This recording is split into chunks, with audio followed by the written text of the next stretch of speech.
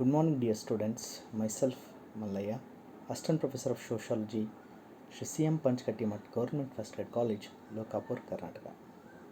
So, today I am going to deal with social problems in India, the syllabus prescribed for BA 6th semester optional sociology students by Rani Chennamma University, Belagavi, Karnataka. ಪ್ರಿಯ ವಿದ್ಯಾರ್ಥಿಗಳೇ, ನಾವಿಂದು ಭಾರತದ ಸಾಮಾಜಿಕ ಸಮಸ್ಯೆಗಳ ಕುರಿತಾದ ಅಧ್ಯಯನವನ್ನು ಮಾಡ್ತಾ ಇದ್ದೀವಿ. ಈ ಪಠ್ಯವನ್ನು ರಾಣಿ ಚೆನ್ನಮ್ಮ ವಿಶ್ವವಿದ್ಯಾಲಯದ BA 6ನೇ ಸೆಮ್ನ ಸಮಾಜಶಾಸ್ತ್ರ ವಿದ್ಯಾರ್ಥಿಗಳಿಗಾಗಿ ರಚಿಸಲಾಗಿದೆ. ಇವತ್ತಿನ ಸೆಷನ್ ನಂಬರ್ 47. ಇವತ್ತಿನ ವಿಷಯ ಕಾಸಸ್ ಆಫ್ ಕರಪ್ಷನ್, ಭ್ರಷ್ಟಾಚಾರದ ಕಾರಣಗಳನ್ನು ನಾವು ನೋಡ್ತಾ ಇದ್ದೀವಿ. ಈಗಾಗಲೇ ನಾವು ಹಿಂದಿನ ಸೆಷನ್ನಲ್ಲಿ ಭ್ರಷ್ಟಾಚಾರದ ಕಾರಣಗಳನ್ನು ನೋಡಿದ್ದೇವೆ. ಅದರಲ್ಲಿ ಮುಖ್ಯವಾಗಿ ಸಂತಾನಮ್ ಕಮಿಟಿಯ ವರದಿ ಮತ್ತು ಪ್ರೊಫೆಸರ್ ರಾಮ್ ಅಹುಜಾರ್ ಅವರು ಕೊಟ್ಟಂಥ ಕೆಲವು ಕಾರಣಗಳನ್ನು ನಾವು ನೋಡಿದ್ದೇವೆ. ಮುಂದುವರೆದು ಸಾಮಾನ್ಯ ಕಾರಣಗಳು ಏನು, ಯಾವುದು ಅನ್ನೋದನ್ನು ನಾವು ಇವತ್ತು ತಿಳಿದುಕೊಳ್ಳೋಣ ಪ್ರಿಯ ಮಿತ್ರರೇ. The causes of corruption in general are as follows. Economic insecurity. Economic insecurity is one of the major reasons for corruption in India. The desire of becoming rich suddenly makes officials, politicians, businessmen find the way to corrupt. ಇಲ್ಲಿ ಆರ್ಥಿಕ ಅಭದ್ರತೆ ಭ್ರಷ್ಟಾಚಾರತೆಗೆ ಪ್ರಮುಖ ಕಾರಣವೆಂದರೆ ತಪ್ಪಾಗಲಾರದು. ಶ್ರೀಮಂತರಾಗುವ ಬಯಕೆ ಏನು ಭ್ರಷ್ಟಾಚಾರದ ಎಡೆಗೆ ಒಯ್ಯುತ್ತಿದೆ ಎಂದರೆ ತಪ್ಪಾಗಲಾರದು. ಶ್ರೀಮಂತರಾಗುವ ಬಯಕೆ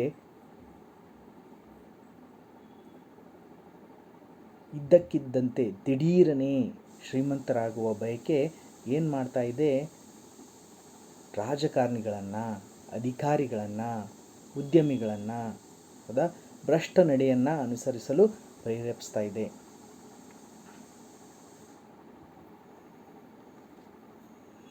ಮುಂದುವರೆದು high rates of income tax. Compared to Western countries, Indian government levies high rate of income taxes from government employees, private employees. In India, higher the income, highest is the tax. Many find illegal ways to keep their hard-earned money with themselves without paying tax to government of India. ಆದಾಯ ತೆರಿಗೆಯ ಹೆಚ್ಚಿನ ದರಗಳು. ನಾವು ಪಾಶ್ಚಾತ್ಯ ರಾಷ್ಟ್ರಗಳಿಗೆ ಹೋಲಿಕೆ ಮಾಡಿದಾಗ ಭಾರತ ಸರ್ಕಾರ ತನ್ನ ಸರ್ಕಾರಿ ಉದ್ಯೋಗಿಗಳು ಹಾಗೂ ಖಾಸಗಿ ಉದ್ಯೋಗಿಗಳಿಂದ ಅತಿ ಹೆಚ್ಚಾದ ಆದಾಯ ತೆರಿಗೆಯನ್ನು ವಿಧಿಸುವುದನ್ನು ನಾವು ನೋಡಿದ್ದೇವೆ. ಹೆಚ್ಚಿನ ಆದಾಯ ತೆರಿಗೆಯು ಏನು ಮಾಡ್ತಾ ಇದೆ ಅಂದರೆ ಈ ಅಧಿಕಾರಿಗಳನ್ನು ಭ್ರಷ್ಟರನ್ನಾಗಿ ಮಾಡಲು ಪ್ರೇರೇಪಿಸ್ತಾ ಇದೆ. ಹೌದಾ? ಭಾರತದಲ್ಲಿ ಅತ್ಯಧಿಕ ಆದಾಯ ತೆರಿಗೆಯನ್ನು ನಾವು ನೋಡ್ತಾ ಇದ್ದೇವೆ.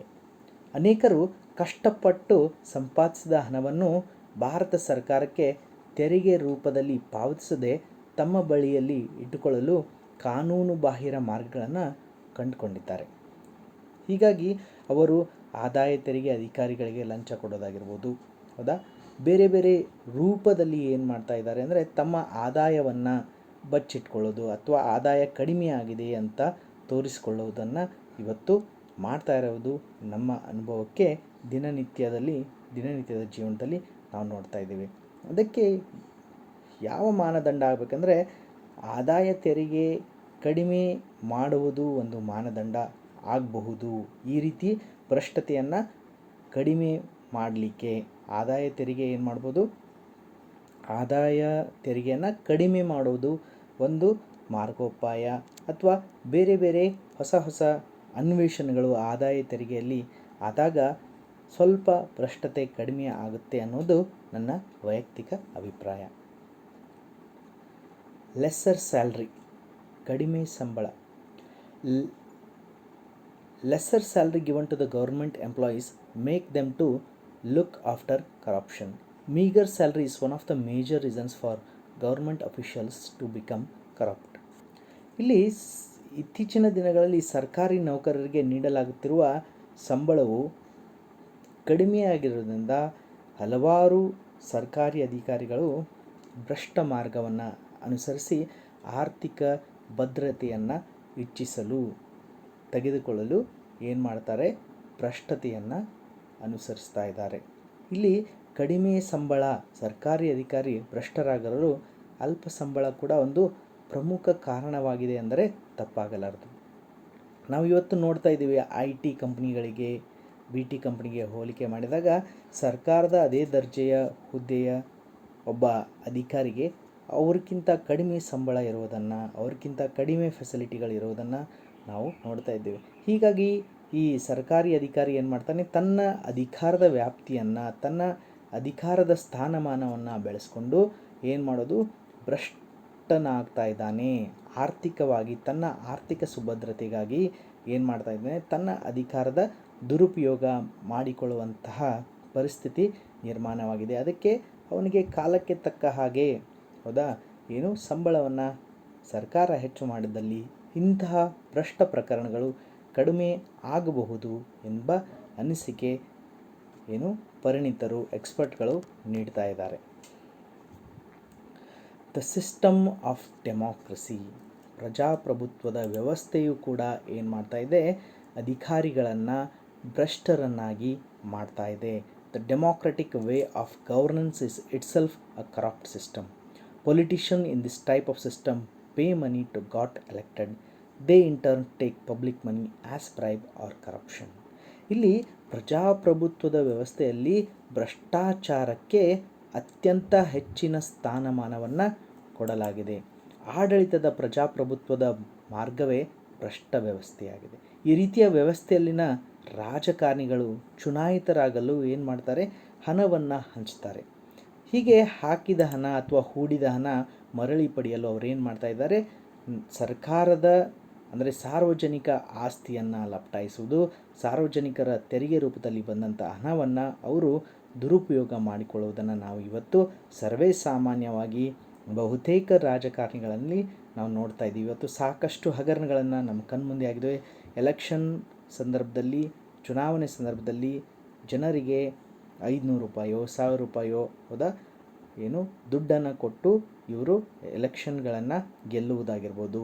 ಅನ್ಯ ಮಾರ್ಗಗಳಿಂದ ಕೇವಲ MLA MP ಎಲೆಕ್ಷನ್ಗಳಿಗೆಲ್ಲ, ಇವತ್ತು ಗ್ರಾಮ ಪಂಚಾಯತ್ ಎಲೆಕ್ಷನ್ಗಳಲ್ಲಿ ಕೂಡ ಈ ಹಣದ ಹೊಳೆ ಹರಿತಾ ಇರೋದನ್ನು ನಾವು ಇತ್ತೀಚಿನ ದಿನಮಾನಗಳಲ್ಲಿ ನಾವು ನೋಡ್ತಾ ಇದ್ದೀವಿ. ಎಲೆಕ್ಷನ್ ಅಥವಾ ರಾಜಕೀಯ ಅಂದರೆ ಒಂದು ಬಿಸ್ನೆಸ್ ವ್ಯವಹಾರ ಆಗಿಬಿಟ್ಟಿದೆ. ಇನ್ವೆಸ್ಟ್ ಮಾಡೋದು, ಜನರ ಮೇಲೆ ದುಡ್ಡನ್ನು ಇನ್ವೆಸ್ಟ್ ಮಾಡಿ ಮುಂದೆ ಜನರ ಹಣದಿಂದಲೇ ಅಥವಾ ಜನಸೇವೆಗೆ ಅಂತ ಬಂದ ಹಣವನ್ನು ಈ ರಾಜಕಾರಣಿಗಳು ಬ್ಲ್ಯಾಕ್ ಮನಿಯಾಗಿ, ಕಪ್ಪು ಹಣವಾಗಿ ತಮ್ಮ ಹತ್ರ ಇಟ್ಕೊಳ್ಳೋದನ್ನು ನಾವು ಇವತ್ತು ನೋಡ್ತಾ ಇದ್ದೇವೆ. ಹೀಗಾಗಿ ಈ ಪ್ರಜಾತಂತ್ರ ವ್ಯವಸ್ಥೆ ಅಥವಾ ಪ್ರಜಾಪ್ರಭುತ್ವ ವ್ಯವಸ್ಥೆಯಲ್ಲಿ ಭ್ರಷ್ಟಾಚಾರಕ್ಕೆ ಹೆಚ್ಚಿನ ಸ್ಕೋಪ್ ಇದೆ ಎಂದರೆ ತಪ್ಪಾಗಲಾರದು. ಅನ್ಅಕೌಂಟೆಡ್ ಬ್ಲ್ಯಾಕ್ ಮನಿ, ಲೆಕ್ಕವಿಲ್ಲದ ಕಪ್ಪು ಹಣ. Black money arising from illegal activities such as crime and corruption has an underlying antisocial element. The criminal component of black money may include proceeds from a range of activities include racketeering, trafficking in counterfeit and contraband, drug money, bank frauds and illegal trade in arms. ಇಲ್ಲಿ ಲೆಕ್ಕವಿಲ್ಲದ ಕಪ್ಪು ಹಣ, ಅಪರಾಧ ಮತ್ತು ಭ್ರಷ್ಟಾಚಾರದಂಥ ಕಾನೂನುಬಾಹಿರ ಚಟುವಟಿಕೆಗಳಿಂದ ಉಂಟಾಗುವ ಕಪ್ಪು ಹಣವು ಸಾಮಾಜಿಕ ವಿರೋಧಿ ಅಂಶವನ್ನು ಹೊಂದಿದೆ. ಕಪ್ಪು ಹಣದ ಕ್ರಿಮಿನಲ್ ಅಂಶವು ದರೋಡೆ, ನಕಲಿ ಮತ್ತು ನಿಷಿದ್ಧ ಸರಕುಗಳ ಕಳ್ಳಸಾಗಣೆ, ಉತ್ಪಾದನೆ ಮತ್ತು ಮಾದಕ ವಸ್ತುಗಳ ವ್ಯಾಪಾರ, ಕೋಟಾ ನೋಟ್ಗಳು, ಕೋಟಾ ಸ್ಟ್ಯಾಂಪ್ಗಳು, ಅಕ್ರಮ ಗಣಿಗಾರಿಕೆ, ಅರಣ್ಯವನ್ನು ಅಕ್ರಮವಾಗಿ ಕಡಿದು ಹಾಕುವುದು, ಅಕ್ರಮ ಮದ್ಯ ವ್ಯಾಪಾರ ಮಾಡುವುದು, ದರೋಡೆ ಸೇರಿದಂತೆ ಹಲವಾರು ಚಟುವಟಿಕೆಗಳಿಂದ ಬರುವ ಆದಾಯವನ್ನು ಒಳಗೊಂಡಿರ್ಬೋದು.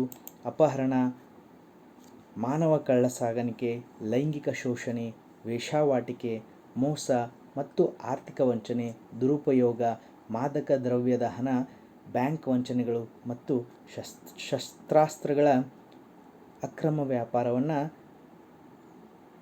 ಅವುಗಳಿಂದ ಗಳಿಸಿದಂಥ ಹಣವನ್ನು ಇವತ್ತು ನಾವು ಈ ಬ್ಲ್ಯಾಕ್ ಮನಿ, ಕಪ್ಪು ಹಣ ಅಂತ ಕರಿತೀವಿ.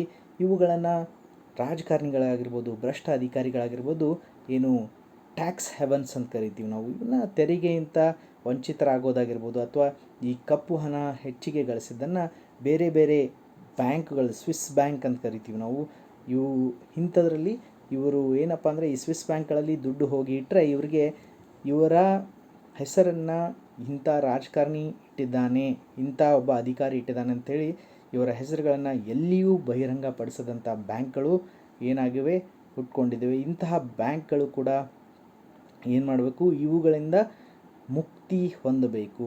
ಭಾರತದಲ್ಲೇ ಇರುವಂಥ ಕಪ್ಪು ಹಣ, ಸಾಕಷ್ಟು ಕಪ್ಪು ಹಣ, ಎಲ್ಲ ರಾಜಕಾರಣಿಗಳದ್ದು, ಭ್ರಷ್ಟ ಅಧಿಕಾರಿಗಳ ಕಪ್ಪು ಹಣ ಭಾರತಕ್ಕೆ ಮರಳಿ ತರುವಲ್ಲಿ ಸರ್ಕಾರಗಳು ಪ್ರಯತ್ನ ಪಡದೇ ಹೋದಲ್ಲಿ ಭ್ರಷ್ಟತೆ ಇನ್ನೂ ಹೆಚ್ಚಾಗುತ್ತೆ. ಯಾಕಂದರೆ ನೀವು ಅನ್ಯ ಮಾರ್ಗದಿಂದ ಗಳಿಸಿದಂಥ ಹಣ ನಾವು ಸೇಫಾಗಿ ಇಡಬಹುದು, ಸೇಫಾಗಿ ತೆಗೆದುಕೊಳ್ಬಹುದು.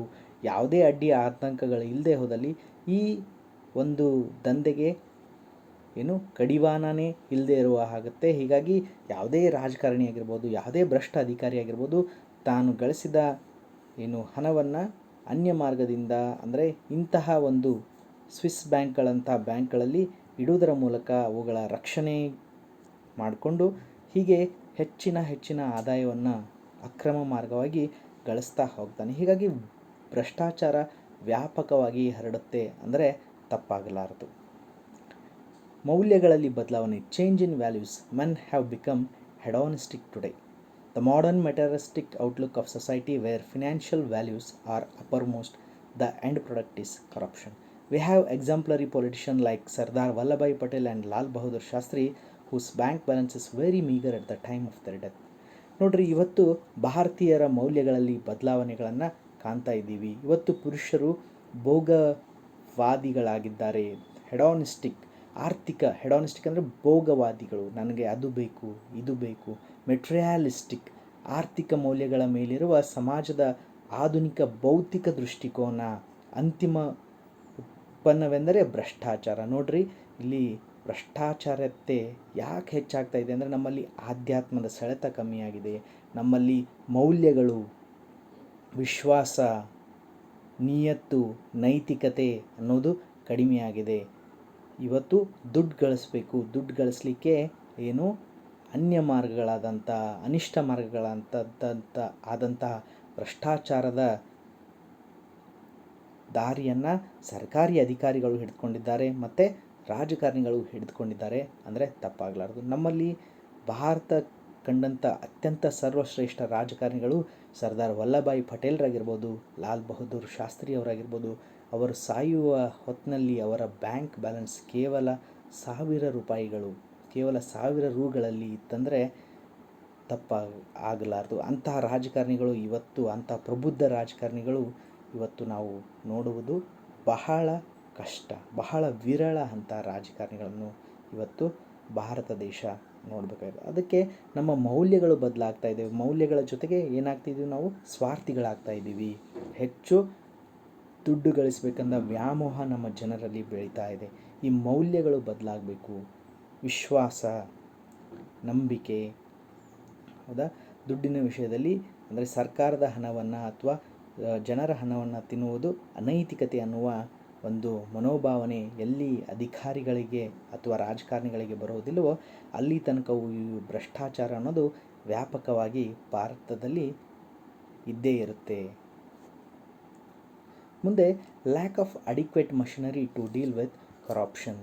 India still lacks strong institutions to deal with corruption. We have witnessed many bureaucrats, politicians, even though charged with many corrupt charges, are freed from the clutches of punishment due to weaker institutions dealing with corruption charges. ಇಲ್ಲಿ ಆಡಳಿತ ಯಂತ್ರಗಳ ವೈಫಲ್ಯ ಅಥವಾ ಭ್ರಷ್ಟಾಚಾರವನ್ನು ಎದುರಿಸುವ ಆಡಳಿತ ಯಂತ್ರಗಳು ಕೊರತೆ, ಆಡಳಿತ ಯಂತ್ರಗಳಾಗಿರ್ಬೋದು, ಆಡಳಿತ ಸಂಸ್ಥೆಗಳ ಕೊರತೆ ಕಾಣ್ತಾ ಇದೆ.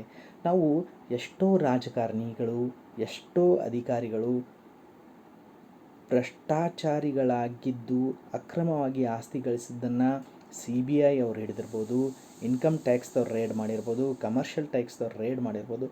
ಆದರೂ ಕೂಡ ಇಂಥವರು ಹೊರಗಡೆ ಬಂದಿದ್ದಾರೆ. ತಾವು ತಪ್ಪು ಮಾಡಿಲ್ಲ, ಇವರು ಏನು ಶಿಕ್ಷೆಗಳಿಂದ ಪಾರಾಗಿ ಬಂದಿದ್ದಾರೆ. ಯಾಕಂದರೆ ನಮ್ಮಲ್ಲಿ ಅಂತಹ ಸ್ಟ್ರಾಂಗ್ ಸಂಸ್ಥೆಗಳು, ಲೋಕಪಾಲ್ ಆಗಿರ್ಬೋದು, ಲೋಕಾಯುಕ್ತ ಆಗಿರ್ಬೋದು, ಅಂತಹ ಸ್ಟ್ರಾಂಗ್ ಸಂಸ್ಥೆಗಳು ನಮ್ಮ ಭಾರತದ ಆಡಳಿತದಲ್ಲಿ ಇಲ್ಲದೇ ಇರುವುದು. ಯಾಕಂದರೆ ಇದ್ದಂತಹ ಕೆಲವು ಸಂಸ್ಥೆಗಳು ಕೂಡ ಆಡಳಿತ ಪಕ್ಷ ಹೇಳಿದ ಹಾಗೆ ಕೇಳುವಂಥ ಪರಿಪಾಠ ಬಂದುಬಿಟ್ಟಿದೆ. ಯಾಕಂದರೆ ಟ್ರಾನ್ಸ್ಫರ್ ಆಗೋದಾಗಿರ್ಬೋದು, ಪ್ರಮೋಷನ್ ಆಗಿರ್ಬೋದು, ಇವರ ಸಂಬಳ ಹೆಚ್ಚು ಮಾಡೋದಾಗಿರ್ಬೋದು, ಈ ಆಡಳಿತ ಪಕ್ಷಗಳೇ ಹೊರತು ಬೇರೆ ಯಾವುದು ಅಲ್ಲ ಅನ್ನುವ ಒಂದು ಪರಿಕಲ್ಪನೆ ಏನು ಈ ಅಧಿಕಾರಿಗಳಲ್ಲಿ ಮೂಡಿದೆ. ಹೀಗಾಗಿ ಭಾರತದಲ್ಲಿ ಭ್ರಷ್ಟಾಚಾರ ವಿರೋಧಿ ಹೋರಾಡುವಂತಹ ಸಂಸ್ಥೆಗಳು ಬಹಳ ಬಲಹೀನವಾಗಿವೆ. ಹೀಗಾಗಿ ಭಾರತದಲ್ಲಿ ಭ್ರಷ್ಟಾಚಾರ ಅತ್ಯಂತ ಹೆಚ್ಚು ರೂಪದಲ್ಲಿ ತಾಂಡವವಾಡ್ತಾ ಇದೆ ಅಂದರೆ ತಪ್ಪಾಗಲಾರದು. ಹಾಗಾಗಿ ಸ್ನೇಹಿತರೆ, ನಾವು ಇವತ್ತಿನ ಪಠ್ಯದಲ್ಲಿ ಏನು ನೋಡಿದ್ವಿ ಅಂದರೆ, ಭ್ರಷ್ಟಾಚಾರಕ್ಕೆ ಮೂಲ ಕಾರಣಗಳು ಆರ್ಥಿಕ ಭದ್ರತೆ, economic insecurity, increased income tax, ಆದಾಯ ತೆರಿಗೆಯ ಹೆಚ್ಚಿನ ದರಗಳು, ಲೆಸ್ಸರ್ ಸ್ಯಾಲ್ರಿ, ಕಡಿಮೆ ಸಂಬಳ, ದ ಸಿಸ್ಟಮ್ ಆಫ್ ಡೆಮಾಕ್ರಸಿ, ಪ್ರಜಾಪ್ರಭುತ್ವದ ವ್ಯವಸ್ಥೆ, ಅನ್ಅಕೌಂಟೆಡ್ ಬ್ಲ್ಯಾಕ್ ಮನಿ, ಲೆಕ್ಕವಿಲ್ಲದ ಕಪ್ಪು ಹಣ, ಚೇಂಜ್ ಇನ್ ವ್ಯಾಲ್ಯೂಸ್, ಮೌಲ್ಯಗಳಲ್ಲಿ ಬದಲಾವಣೆ, ಹೌದಾ, lack of adequate machinery to deal with corruption. ಭ್ರಷ್ಟಾಚಾರವನ್ನು ಎದುರಿಸಲು ಭಾರತದಲ್ಲಿ ಅಷ್ಟೊಂದು ಸಶಕ್ತವಲ್ಲದ ಸಂಸ್ಥೆಗಳು, ಇವೆಲ್ಲವೂ ಭ್ರಷ್ಟಾಚಾರ ಭಾರತದಲ್ಲಿ ವ್ಯಾಪಕವಾಗಿ ಹರಡಲು ಮುಖ್ಯ ಕಾರಣ. So let me end my today's session. Thank you dear students.